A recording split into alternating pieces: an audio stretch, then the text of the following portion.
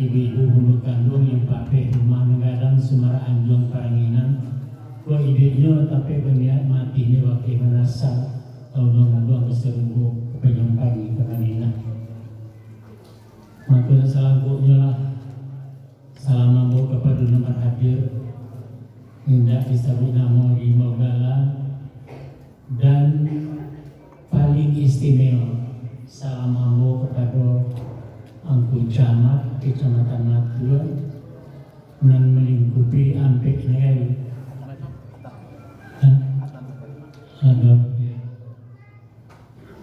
dan kita doakan mudah-mudahan beliau akan tentram, akan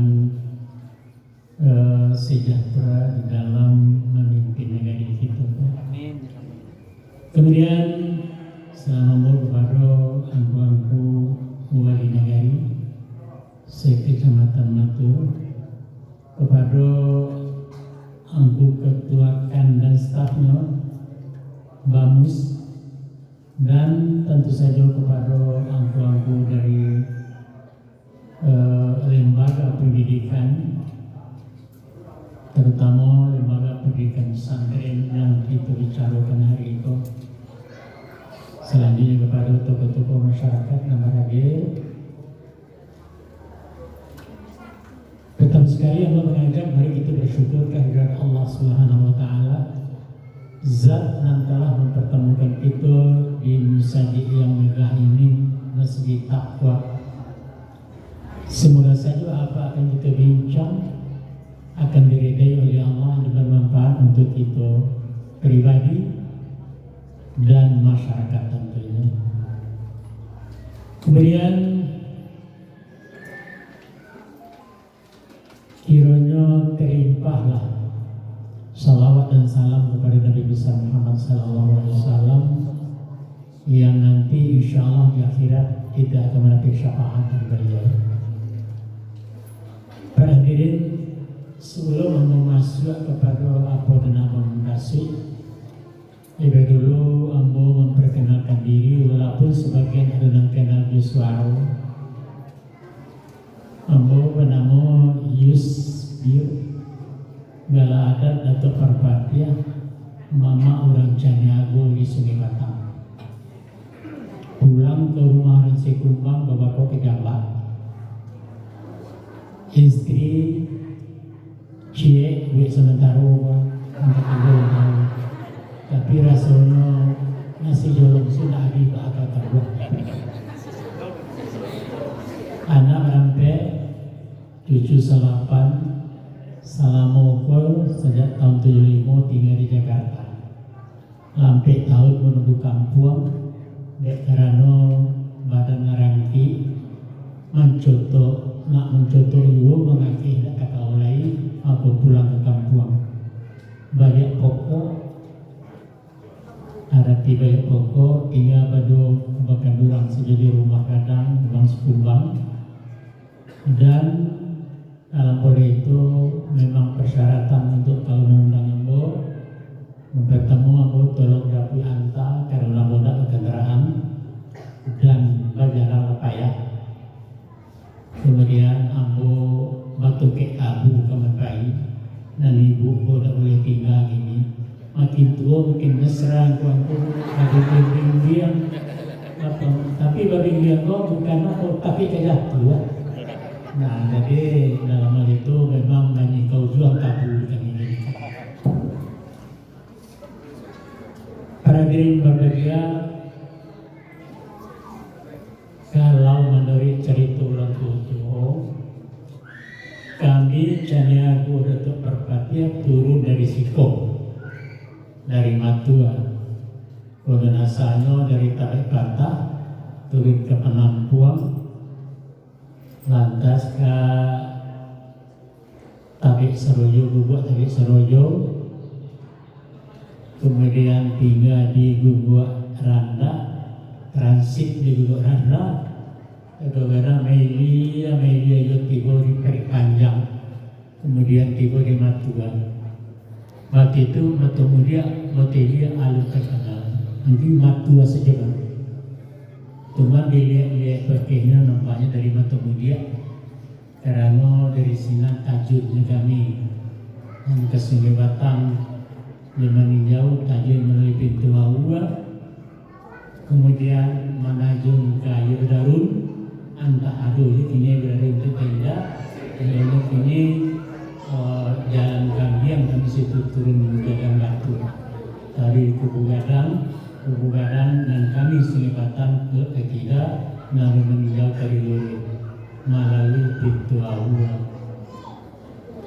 Kemudian setelah ke Ilya nyo tajun dari Puncak Lawang itu ke pintu sama artinya. Lawang itu bahasa Sanskrit itu. Sedangkan pintu bahasa bawah. Pintu Aua, Puncak Lawang tiba di dalam. Karena apa? Karena di saat itu kami sebenarnya negeri baru meninjau itu. Kami meninjau ke baru. Karena matua mulia atau kini kau pagi sesak. Nah jadi kalau kelebaran anak kemanakan apa kambang kamale dia kan. Maka berpakalah nenek-nenek moyang kami berasalkan tajun ke baru, mencari lahan baru, mencari pemikiran baru ke daerah meninjau. Dalam hal itu konon kabarnya meninjau itu adalah menjadi wilayah kerajaan Sibunian atau yang tidak tahu. Maka berundianlah orang tua kami dan orang Sibunian untuk masuk ke meninjau. Kemudian setelah ikan serah-serahnya diizinkan untuk memasuki daerah Sibunian. Dari jauh nampak rancak danaunya jernih di pagar bukit barisan, di bawahnya hutan menghijau, rancak mana untuk tempat tinggal. Tapi Pak Acaro turun ke bawah, dikirim celokininya survei, ya. Artinya menjajaki meninjau negari boleh bisa apa enggak. Itu saya kata meninjau. Dan di mana itu diatur strateginya program itu, di mana diatur perencanaan jalan itu adalah di Matua. Matua itu menurut kami artinya mahatur. Siang ini baru, siang ini tinggal. Nah itu sampai mahatur, yaitu Matua.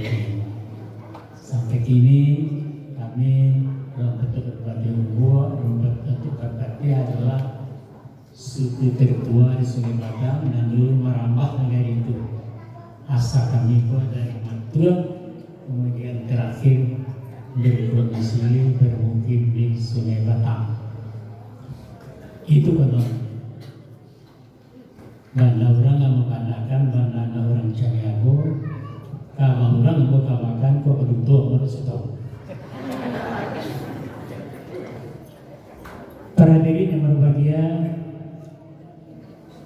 ambo dapat penghormatan hariku untuk berbicara tentang masalah proyek Nagariawa, yaitu kalau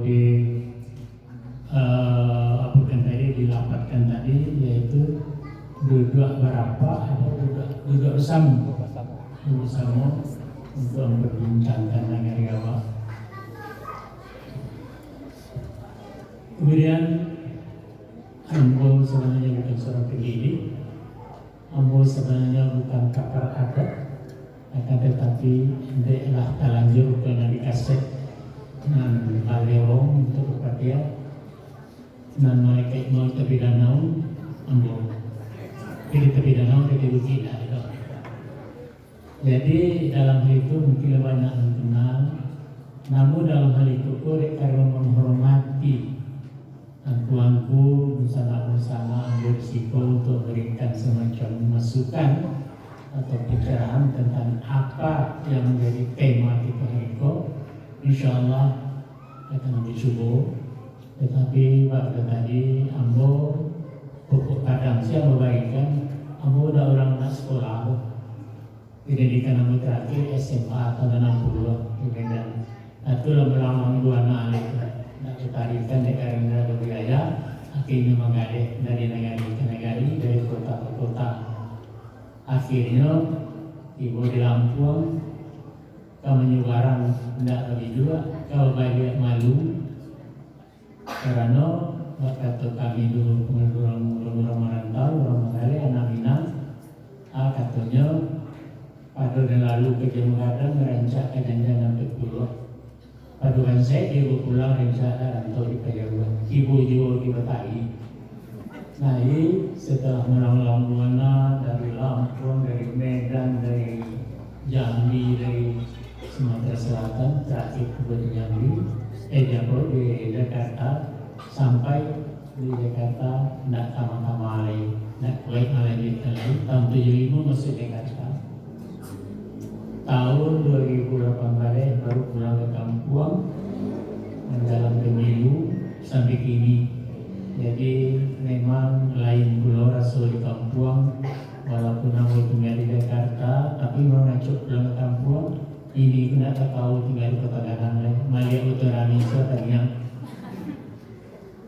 Jadi alhamdulillah di kampung di sisa-sisa umur menjelang maghrib, bukan menjelang maghrib, dalam menjelang isya, dalam umur 80 tahun ingin ambo berbuat sesuatu untuk ambo, untuk mengajari ambo apa yang bisa saya sampaikan, apa yang bisa saya perbuat.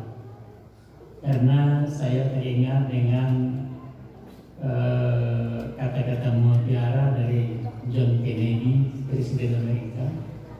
Katanya, jangan ditanya apa yang pernah diberikan Amerika kepadamu, tapi tanyalah apa yang pernah Anda berikan untuk Amerika. Nah itu ambo terjemahkan, ambo translate, ambo arahkan kepada Minang. Hal itu saya kenakan kalimat yang berubah. Jangan ditanya apa yang pernah diberikan Minangkabau kepadamu, tapi tanyalah apa yang telah Anda berikan untuk Minangkabau. Jawabannya yakin itulah. Kok itu bisa ditambah ke sepanjang tangan Minangkabau dengan kaki. Kamu cobalah berbuat sesuatu yang sesuai dengan fungsi dan kemampuan Ambo mengetahui adat dan melalui pendidikan, karena waktu itu memang ada pendidikan adat. Tapi dek karano ibu di Kota Gadang alah kakadok lain kamanggale bapak goinda ke sekolah, kamanggale bapak goinda karajo sekolah tanggung kamarampo akibat dalam tuang. Maku di rese-rese lahir rese-rese juga waktu terbuka lapangan perkasetan. Nah jadi main kaset orang itu lagu segala macam masalah rami, tapi dan sandiwara Minang alun-alun. Ibulah ide waktu itu untuk membuat grup dan bergerak dalam sandiwara Minang. Aku keluarlah paket kaset balerong yang jumlahnya 100 sabar judul sampai kini. Yaitulah kadili, yaitulah Nusukumbang gadangkan dan anak rampe. Alhamdulillah lahir mandiri dia walaupun tak kaya macam dia. Para hadirin menyimak kepada apa yang telah sampaikan bicara sebelum Ambo sangat tertarik dengan tema syarat mengatur dan memakai adat bersyarat asal kita Allah. Seluruh kita tahu itu, pandai dari nan ketek sampai nan kadang, dari nan awam sampai ke pemimpin, dari anak kemanakan sampai penghulu, tahu kan? Dengan istilah adat bersyarat kita Allah. Tapi barangkali tidak seluruhnya kita tahu apa arti dan pengertian daripada itu. Maka mencobalah mengulang-ulang kaji dan lupa mengingatkan kalau menjagokan apa itu adat bersyarat kita Allah. Dari kata-katanya dulu. Adat, nanti yang diceritakan adat, tetapi dalam kata-kata tradisi, kata-kata sederhana, adat itu adalah kebiasaan. Adat bahasa isyarat, sandi itu apa? Sandi itu yaitu landasan, fondasi. Itu istilah khusus di Minangkabau. Kalau orang menegakkan rumah gadang siswa, ini bisa dikaisur dia bahwa di bawah tiang itu ada batu picak mengenai tuyang. Itu sandi itu. Itu sandi. Ada seni syarat dan syarat itu sandi. Dan syarat itu sandi dan ada rumah. Ada seni syarat saya Allah. Apa syarat? Syarat yaitu kumpulan hukum-hukum yang datang dari Allah melalui Muhammad, yang di dalamnya induk daripada hukum-hukum itu adalah Quran, hadis, qiyas dan ijma' ulama. Itu dalam ketahui. Tentu kita dalam hal itu tidak mungkin menerangkan karena ini kok di dalam beliau kok buat kandungan remaja antara baik melakukan. Nanti beliau pun akan menyampaikan seluruhnya. Cuman kan adat seni syarat seni kita mulai itu mengkasihnya ialah bahwa perpaduan antara syarat dan adat itu menjadi budaya Minangkabau, menjadi pedoman hidup bagi orang Minang dari dulu sampai kini. Kemudian kalau ada bertanya, engkau nama dahulu syarat adat dari Minangkabau? Oh, dahulu ada. Sebelum agama timbul, orang Minangkabau raga-raga. Nah, kalau macam itu salah kalimat itu tadi itu. Tidak salah. Ada seni syarat, sandi itu syarat datang kemudian. Ya, rumah itu adalah ditanai oleh syarat. Sedangkan rumah itu dahulu bahan kemudian tiga malih dalam munda kabaya tentu. Ya, di dalam kata-kata, dalam kalimat itu bisa saja dipertanyakan, bisa saja dihijab, mereka itu salah. Tidak salah itu, dua benar. Betul itu. Karena pondasi alih di rumah modern kini itu memang di bawah tanah. Pondasi dulu, baru rumah. Betul. Tapi dulu orang menegakkan rumah gadang tidak macam itu. Lataga rumah alusan parono yang paran ala atau jenis macam lataga rangkul. Sebelum peralatan lain-lainnya, maka di bawah tiang tadi dipasanglah batu kali dan picak lawe. Tentang kemudian, ya, kemudian datangnya itu basolokan bahwa untuk memperkuat bangunan tadi mesti ada ditanai oleh batu. Jadi tidak salah. Batu dulu negari berubah. Kalau negari kini iyo, tapi negari apa dulu bangunan dulu macam itulah. Sebab antara dulu juk ini itu memang banyak perbedaan, kadang-kadang bertentangan. Umpamanya dikatakan baru dia siang, babi masuk, baru malam, babi minyak. Kan itu kita tahu. Salah. Ini babi token. Orang babi minyak, alam buli ini. Pajannya nanya atau turun, nah jangan rumah ini. Rumah gadang, jangan rumah ini dari lama tadi saya. Jadi tidak lainnya lampu, tidak masuk. Kan itu ceritanya. Kalau dulu naik ada dulu karena bikin aja. Ini masuk aku ke dalam rumah. Pajajan naik apa tangguh turun. Dan ganja tapi menapi ganja menapi bandua. Nah bandua itu mereka tidak tahu.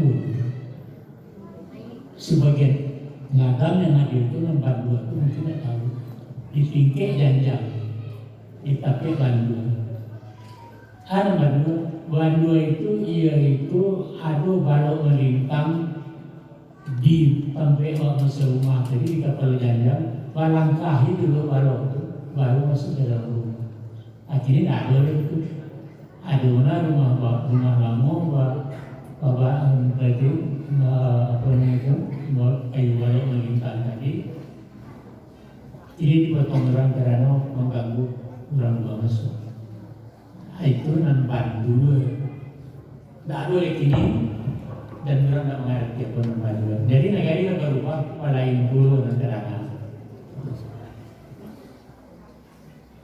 Kita masuk kepada kebudayaan. Apa itu kebudayaan? Kebudayaan yaitu setiap hasil budi dan daya manusia untuk meningkatkan taraf hidupnya menuju masyarakat yang sejahtera dan bermartabat. Sibuk.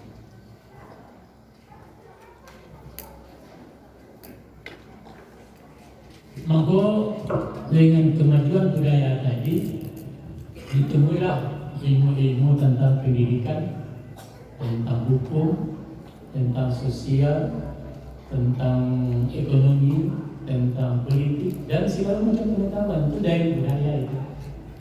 Hasil budi dan daya manusia untuk mencapai taraf itu yang dilatih. Di dalamnya termasuk adat istiadat, itu budaya, kebudayaan itu, dan itu adalah hasil pemikiran dulu untuk mencari kesejahteraan dulu. Agama bukan budaya. Agama itu Islam itu bukan ciptaan manusia, tetapi mutlak ciptaan Allah. Jadi tidak masuk budaya. Tapi bagi orang masyarakat Minangkabau, agama itu dibudayakan. Ada dibudayakan bahwa pesan-pesan agama, bahwa misinya Rasulullah itu diadatkan di awal memakainya. Ya, jadi adat itu adalah menerjemahkan apa yang maksud syarat. Jadi di awal di Minangkabau agama itu dibudayakan. Tapi bagi orang lain berbeda. Sebagai masyarakat di Jawa mengatakan budaya itu diagamakan. Karena bagi mereka budaya-budaya lama itu sisa-sisa daripada pemikiran dulu itu lebih sakral dari Islam. Jadi banyak yang syirik pada orang itu. Umpamanya kalau pertanian itu nak menjadi hasil panen itu nak banyak, maka dijamulah Dewa Sri dengan menjamunya, dengan menyerahkan kembang segala macam. Bedanya memuja Dewa Sri lah supaya panen awak melimpah. Itu juga nelayan-nelayan itu dijamu itu dewa-dewa nama pelangi air danau apa lawi supaya banyak dapat ikan di awak panen. Itulah dengan memuja-muja arwah orang-orang dulu, namanya kaul segala macam menghayati itu. Dan itu adalah adat, seakan-akan adat itu adalah ibadah. Sedangkan agama dipakai untuk pembenaran cuma. Ikut-ikutnya dibaca dia bukan dengan apa namanya, dengan salawat, dengan doa-doa dan segala macam untuk pembumbui saja, untuk persyaratan saja. Itu adalah ajaran agama. Sebenarnya agama yang itu dilecehkan oleh mereka. Ya. Dan itu nampaknya memang sisa-sisa dari ajaran Hindu, ajaran Buddha, bahwa di dalam ajaran Hindu itu sendiri dewanya bernama Om, ada bernama Ah dan segala macam. Dulu orang awak memakai manto-manto, memakai persyaratan untuk berubi segala macam, itu berdoanya campur aduk dulu, campur aduk, kemudian ditutup dengan kalimat la ilaha illallah. Aku pernah ngadang-ngadang, aku nak kerja itu, ngadang-ngadang ada satu doa tentang doa tahiyatan, nanti kepala dan segala macam. Doanya, ina katanya Adam ketiga kata menyangka sangkaan tadi dalam batu dalam tersani itulah nama-nama doa tahan ditahankan Allah di Muhammad, ditahankan bagi Rasulullah. Coba dan diimbau tadi hak dan hom Tuhan orang dulu, kemudian ditutup dengan baraka la ilaha illallah. Kayu. Tapi Tuhan memantau utamanya bangku dan salah anggota pembentukan itu namun terima dari orang-orang itu siswa. Jadi itu nampaknya pembauran yang baru dicerminkan, yang baru dipilah-pilah antara ajaran dulu dengan ajaran ini. Dan beda bahwa ada dengan dakwah dinayakan budaya lain, budaya itu adat. Para hadirin, sebelum Islam masuk ke Minangkabau, kemudian ada mengatakan di abad ke-12, kemudian mengatakan di abad ke-6 lah masuk Islam.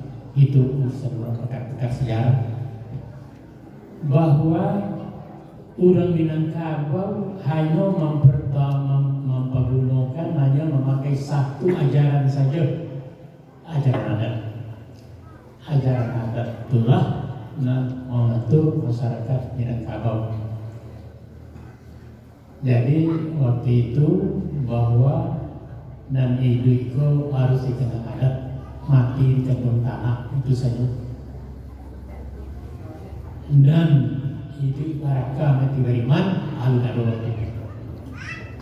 Jadi hanya satu-satunya adat saja, nama atur masyarakat, bahwa caranya awak bergaul, bahwa caranya mamak kemenakan, bahwa caranya membina masyarakat yang sejahtera, hanya adat. Kemudian masuk Islam. Islam menyempurnakan, melengkapi ajaran-ajaran itu. Nama yang salah disalahkan, direvisi. Nama-nama itu lanjut. Itu. Jadi ada waktu itu baru mendapat pembaruan dari Islam. Ada diterima orang itu. Orang Minangkabau kok nyo lama bahwa satu dikunyah seperti dulu ada banyak dulu itu tentang orang hati-hati waktu orang tanah bahwa dia pulang kasihnya kok tentang ajaran Islam. Dalam perjalanan sejarah kemudian Islam pun menampakkan wajahnya di dalam merubah masyarakat manusia sesuai dengan ajaran Rasulullah. Maka dalam hal itu terdapatlah ajaran kembar di Minangkabau. Yang pertama ada kedua agama. Nya sejalan seiring, satu tujuan sama kasih, sama-sama mencari kebahagiaan. Tapi cia ajaran manusia, cia ajaran Allah. Ke dalam berdua. Samo dore tetapi kan saya yang tadi memakai menuju stasiun. Maka dalam pada itu timbullah suatu pantun pepatah mengatakan bahwa si mencak nanti terangkan kepada membawa lagi dan lupa pau kedua. Ada terserak dengan kabau serupa Allah dengan tadi sandal-sandal kedua. Waktu itu. Jadi nampak di situ itu bahwa ajaran adat agama itu sama-sama karayu dan sama-sama meragukan. Awal meragukan tabiat untuk yang ketinggalan. Tabiat meragukan awal karena dengan himpunan tanah yang dikumpul oleh awal tadi tidak longsor. Jadi sama-sama para ulama. Islam tanpa bantuan adat rumit berkembang di Minangkabau karena dia mempunyai satu tujuan sendiri. Adat pun tanpa Islam ketahuan bahwa itu hampu kosong, tidak ada power, tidak ada kekuatan yang bisa menjawabkan ajaran adat. Maka dalam prosesnya sejarah adat dan moko kemudian menjadi C. Jadi kalau tadi ada rel duo, ini ada monorel namanya di Jakarta. Kereta api itu tidak duo rel bila C monorel. Itu gabungan antara adat dan syarat tadi. Ini jalan lain, tidak seganteng lain, tapi seimbang.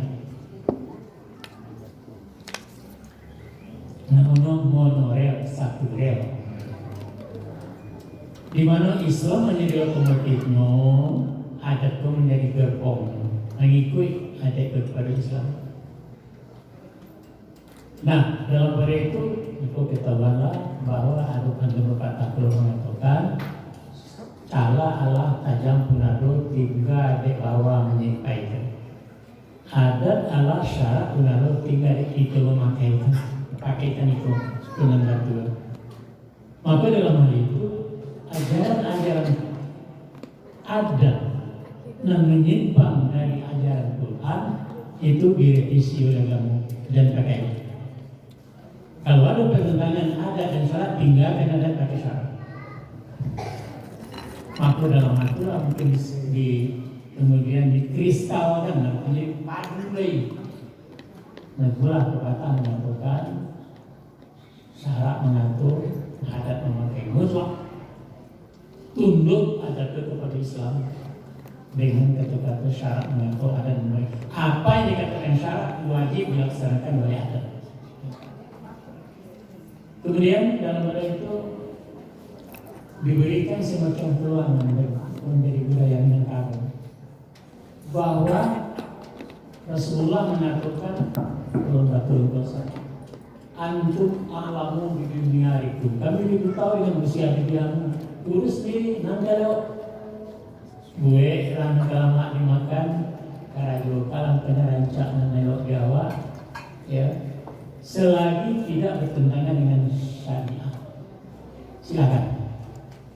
Maka ada diberi keluasan waktu itu untuk membuat peraturan untuk undang-undang dalam negara ada ketujuh kemampuan laksanakan dengan batasan tidak boleh melanggar, tidak boleh bertentangan dengan syariat. Cuman itu. Jadi orang berpikir ambil duit orang silakan duit. Terutama banyak ini terbukti selama contoh dalam mode pakaian, di dalam kesenian, berbeda. Anda nggak tuju mana rancak. Kalau dulu sebelum tahun 80-an, ada jilbab beredar, tidak kenal orang jilbab. Waktu itu ada cuma selendang,